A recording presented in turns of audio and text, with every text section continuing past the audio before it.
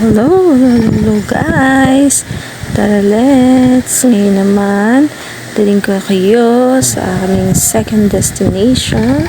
Makita niyo po yung ilang steps daw yan. I think 40 steps. Hindi ko lang po alam kung ilang steps. Hindi ko siya totoong nabilang. Yan. Para sa ating prayer mountain.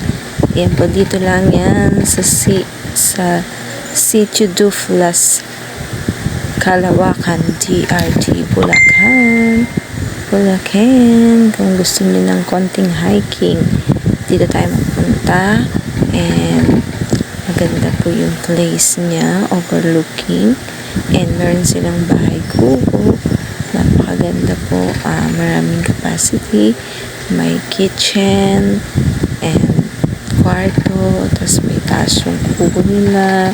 And ang lamig ng ambience, hindi masyadong mainit kahit po yung panahon natin yung summer, malakas po yung hangin nila.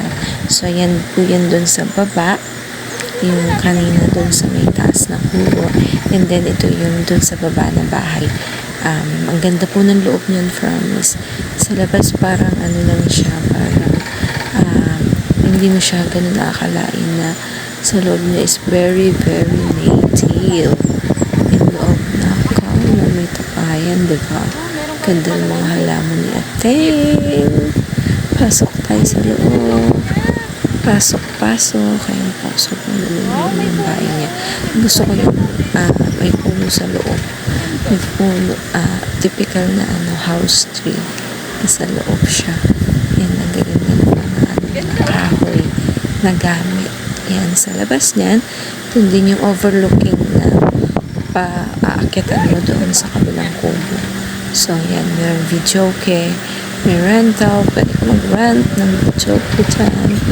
And sobrang mura lang po naman nila.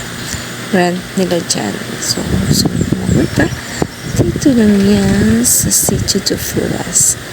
Kaya naman po yung lola mo. So, adventure. Tara, si Dora. Dora. Dora. Kung gusto mo ng adventure, ang cute ng cactus nila. Ayan, ang gaganda na halaman yun. For yung overlooking sa mountain top. Iba talaga experience from this. Iba yung experience.